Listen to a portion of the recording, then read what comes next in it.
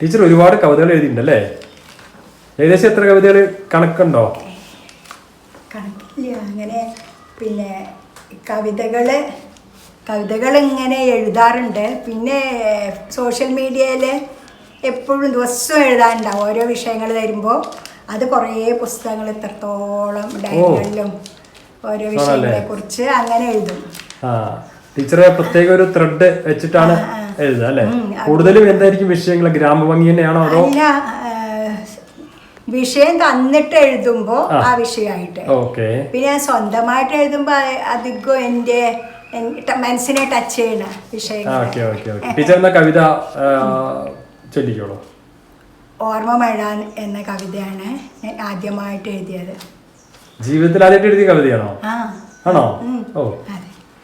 ഓർമ്മ മഴ പെയ്യുന്ന ബാല്യം, ഓമനിക്കാനുള്ള നല്ല കാലം, മഴയിൽ കളിച്ചതും മഴയിൽ കുളിച്ചതും മഴയോർമ്മയായി എൻ മനസ്സിൽ, കുളിർ കോരിയെത്തുന്ന കുളിരുമഴ പതിയെ പതിക്കുന്നു മലരുകളിൽ, ഒരു ഗാനം മീട്ടുന്ന പോലെ എൻ്റെ ഹൃദയത്തിൽ മൂളുന്നു രാഗമഴ, തുമ്പകൾ പൂത്തുലയും നീളെ, ഓണത്തുമ്പികൾ വരവായി ചാരേ, കണ്ണാന്തളി മുക്കൊറ്റി പവിഴമല്ലി, ഇന്ന് തുള്ളാട്ടം തുള്ളുന്ന പുളകമഴ,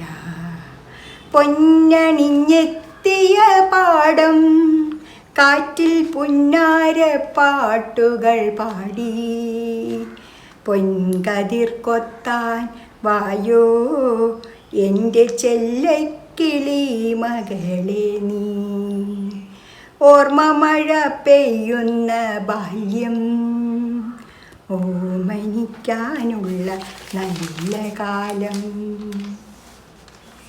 ടീച്ചറെ, ഈ ഓർമ്മ മഴ പെയ്യാൻ ടീച്ചർ ആ സമയത്ത് എന്തായിരുന്നു ഓർത്തിരുന്നത്? ഓർമ്മ മഴ വെറുതെ ഇരിക്കുമ്പോ പണ്ടത്തെ കാലങ്ങളെ കുറിച്ച് ഇങ്ങനെ ഓർക്കും. അപ്പൊ ഇത് എപ്പോഴാ എഴുതിയത്? ഏത് മഴ പെയ്യുമ്പോഴാണ്. ഞാൻ ചോദിച്ച ടീച്ചർ ആദ്യമായിട്ട് എഴുതിയ കവിത എന്നാണ് ടീച്ചർ പറഞ്ഞത്. ഞാൻ ചോദിക്കുന്ന ഏത് സമയത്തായിരുന്നു ടീച്ചർ കല്യാണം കഴിഞ്ഞത്? ഇവിടെ ജോലി കിട്ടി കൊറേ കാലം കഴിഞ്ഞ് എഴുതാൻ തുടങ്ങിയപ്പോ 2011 പുസ്തകം ആദ്യമായിട്ട് പ്രകാശനം ചെയ്തത്. എവിടെ വെച്ചാണ് പ്രകാശനം ചെയ്തത്? ശാന്തിസേന വായനശാല, ശ്രീകൃഷ്ണപുരം മോഹൻദാസ് അദ്ദേഹമാണ് പ്രകാശനം ചെയ്തത്. പിന്നെ ഞാൻ കഥ വിട്ട് കവിതയിലേക്ക് അത്യാവശ്യം ചൊല്ലാനൊക്കെ അറിയുന്നതുകൊണ്ട് കവിത എഴുതാൻ തുടങ്ങി. അപ്പോൾ ഈ കവിത എഴുതിയിട്ട് ഞാൻ എൻ്റെ സ്കൂളിൽ ഒരു കുട്ടിക്ക് പഠിപ്പിച്ചു കൊടുത്ത് ലൈറ്റ് മ്യൂസിക്കിന് സബ് ജില്ലയിൽ ഫസ്റ്റ് വാങ്ങി ഈ പാട്ട്. അങ്ങനെ ഈ പാട്ട് എല്ലാവർക്കും ഇഷ്ടമായി. ഈ കവിതയ്ക്ക് ഒരു പ്രത്യേകതയുണ്ട്. കാരണം വെച്ച് കഴിഞ്ഞാൽ കവിത ഒരു മഴയുടെ അനുഭൂതി അല്ലേ? മഴ പെയ്തിറങ്ങുന്നത് പോലെയുള്ള ഒരു അനുഭൂതി, ഒരു തോന്നൽ നമുക്ക്. അത് പ്രത്യേക കഴിവ്, അത് എഴുത്തുകാരുടെ കഴിവാണ്. മഴ പെയ്യുമ്പോ മഴയെ കുറിച്ച് എഴുതും. വിഷുക്കാലത്ത് വിഷുവിന് ഓണക്കാലത്ത് വിഷു ആയല്ലോ, വിഷു കവിത എഴുതിയിട്ടുണ്ട്. അപ്പൊ അതുകൂടി നമുക്ക് ഇപ്പൊ കേൾക്കാൻ പറ്റും. എന്തായാലും ഒത്തിരി സന്തോഷമുണ്ട്. എന്തായാലും വിഷു, ഇന്നിപ്പോ നിൽക്കുന്നത് 11-ാം തീയതിയാണ്, ഏപ്രിൽ മാസം 11-ാം തീയതിയാണ് ഇപ്പൊ ഈ ടീച്ചറുമായിട്ടുള്ള ഇന്റർവ്യൂ എടുത്തുകൊണ്ടിരിക്കുന്നത്. ഈ 2 ദിവസം കഴിഞ്ഞാൽ ഏപ്രിൽ 15-ാം തീയതിയാണ് നമ്മുടെ വിഷു. അപ്പൊ അതിനുവേണ്ടി ടീച്ചർ ഒരുക്കി വെച്ചിരിക്കുന്ന കവിത കൂടി നമുക്ക് കേൾക്കാൻ പറ്റും. എന്തായാലും ടീച്ചറെ, നമുക്ക് സ്കൂളിനെ കുറിച്ചുള്ള അനുഭവങ്ങൾ, ടീച്ചർ എന്നാണ് ജോയിൻ ചെയ്തത് എന്നുള്ള കാര്യങ്ങളെ കുറിച്ച് തുടങ്ങിയിട്ടുള്ളൂ. അങ്ങനെ എൻ്റെ പ്രീ ഡിഗ്രി കഴിഞ്ഞ് 2 കൊല്ലം ചെട്ടിക്കുളങ്ങര ബേസിക് ട്രെയിനിങ് സ്കൂളിലാണ് TTC കഴിഞ്ഞത്. അവിടെ താമസിച്ച് പഠിക്കുകയായിരുന്നു 2 വർഷം. ട്രെയിനിങ് കഴിഞ്ഞ് വന്ന് മാർച്ചിൽ ഏപ്രിൽ മെയ് സാധാരണ കുട്ടികൾക്കുള്ള വെക്കേഷൻ പോലെ ഇരുന്ന് ജൂൺ ആദ്യം തന്നെ ഇവിടെ AUPS എഴക്കാട് AUPSൽ ജോയിൻ ചെയ്തു. 1985 ജൂൺ മാസത്തില് ജോയിൻ ചെയ്തു, പുതിയ ടീച്ചറായിട്ട് ജോയിൻ ചെയ്തു. അപ്പൊ സ്കൂളിൽ ചെന്നപ്പോൾ എന്താ സ്കൂളിന്റെ പേരെന്തായിരുന്നു? AUPS എഴക്കാട്. അന്ന് അതായിരുന്നു പേര്. അപ്പൊ അവിടുത്തെ അധ്യാപകര് അന്ന് എൻ്റെ HM സുഭദ്ര ടീച്ചറായിരുന്നു.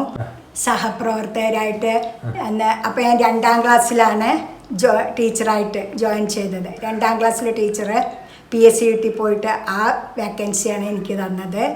എന്നിട്ട് എൻ്റെ അപ്പോൾ HM-ഉം സഹപ്രവർത്തകരും ഒക്കെ എന്നെ സ്വീകരിച്ച് എന്നെ 2ാം ക്ലാസ്സിൽ കൊണ്ടാക്കി തന്നു. അങ്ങനെ ഓർമ്മ എങ്ങനെയുണ്ട് ടീച്ചറെ? 2ാം ക്ലാസ്സിലെ കുട്ടികളൊക്കെ ഇങ്ങനെ നോക്കാണ്, കൗതുകത്തോട് നോക്കാണ് അയാളെ പുതിയ ടീച്ചറിനെ അല്ലെ? ടീച്ചറും ആദ്യമായിട്ട് ക്ലാസ്സിൽ ഇപ്പൊ കൗതുകത്തോടെ കുട്ടികളെ നോക്കാണ്.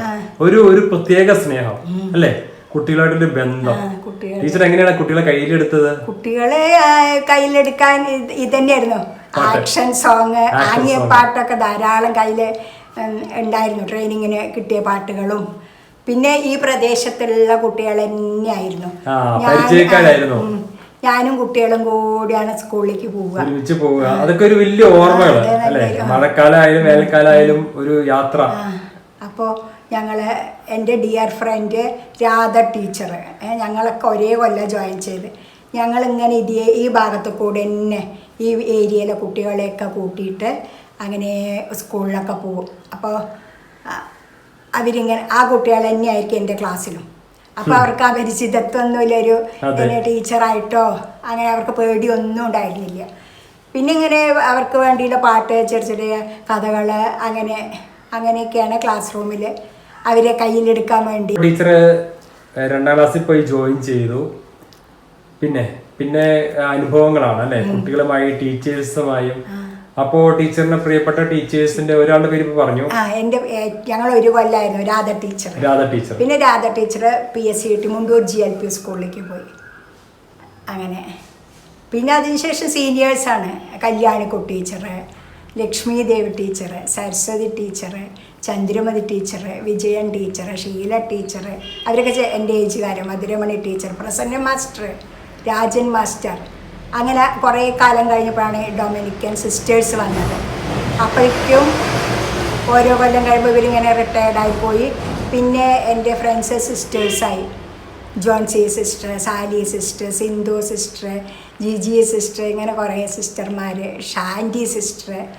അവരൊക്കെ പിന്നെ സിസ്റ്റേഴ്സ് ആണെങ്കിലും ഞങ്ങളോടൊക്കെ നല്ല സ്നേഹത്തോടെ തന്നെയാണ്, ഒരു ഫ്രണ്ട്ലി ആയിട്ട് തന്നെയാണ് പെരുമാറിയിരുന്നത്.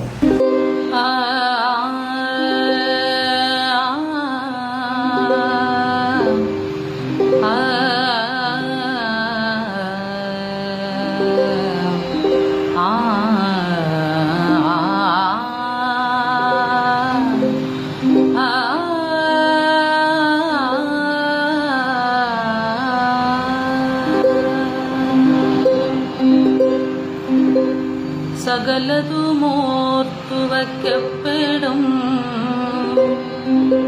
സകല